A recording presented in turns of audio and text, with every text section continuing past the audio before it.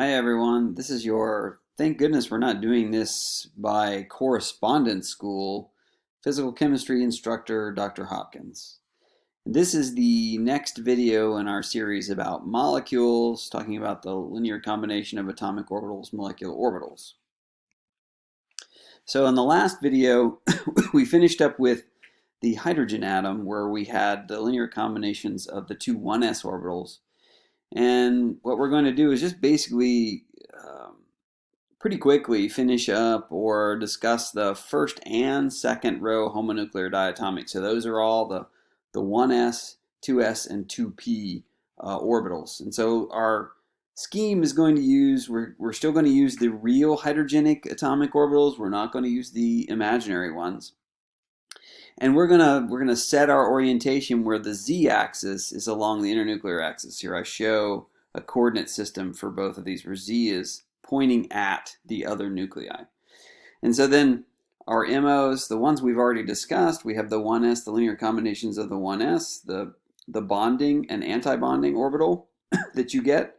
And then the next orbital up is the 2s. So you can imagine it's basically the same as the 1s, it's just a little larger, where we have the bonding orbital is a linear combination of the 2s and the anti-bonding.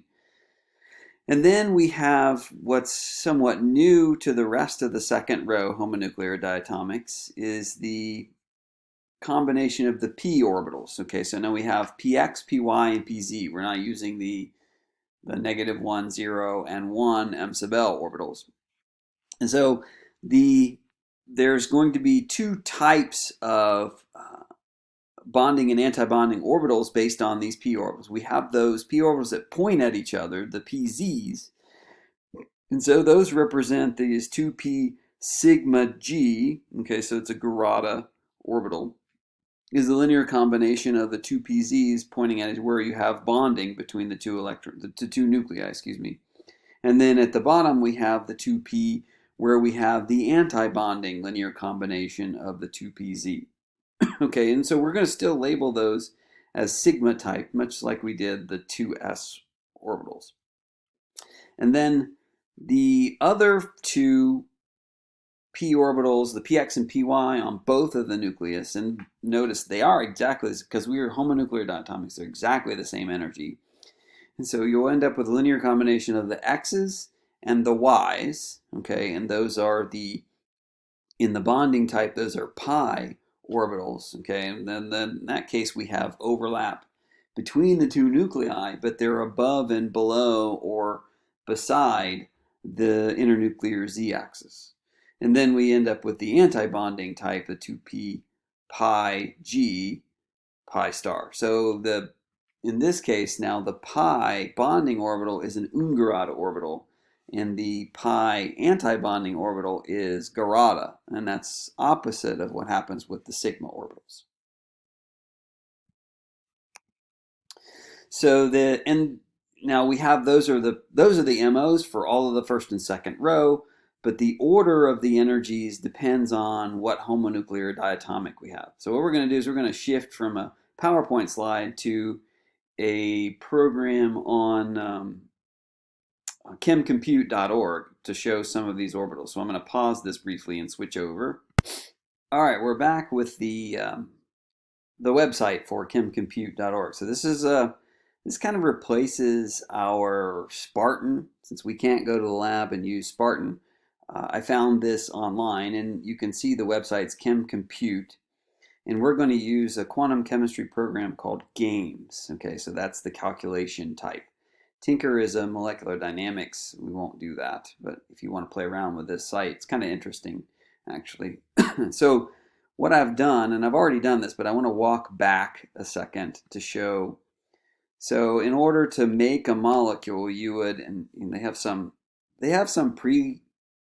pre-designed questions that you can do in terms of MOs of N2. We're going to do N2, but you would construct the molecule in this drawer, in the builder, excuse me, and you can add double, triple, single bond, and so forth, and then you render it in 3-dimension. Then you can kind of move it around. It adds hydrogens, kind of like Spartan does. So we will play around with this. You add a name, And then the charge, so if it's a cation or anion, you have to include that. The multiplicity, that's with respect to spin multiplicity. We'll talk a little bit more about that as we do this.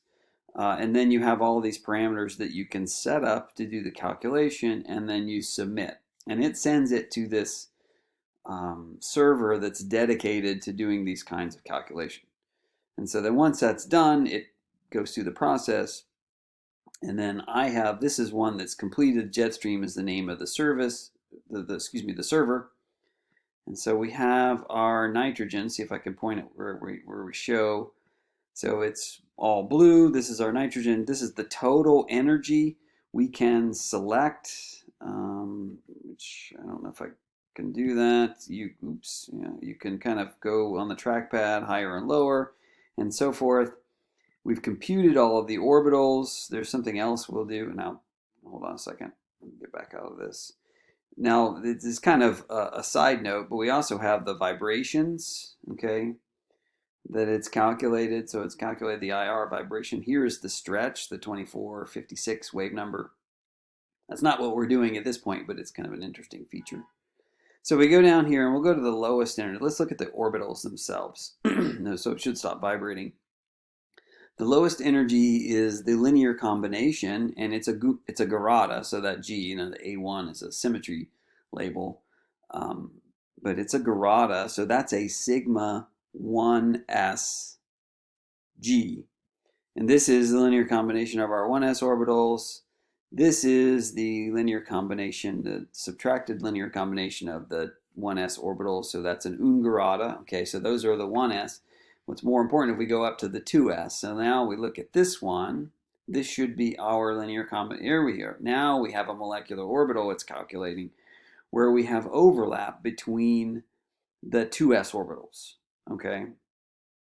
And that's once again a Gerada. So there's your bonding orbital. And then we look at the next one up. Here's our anti-bonding orbital for the linear combination of 2s. You can see different signs. We have a node between the two nuclei.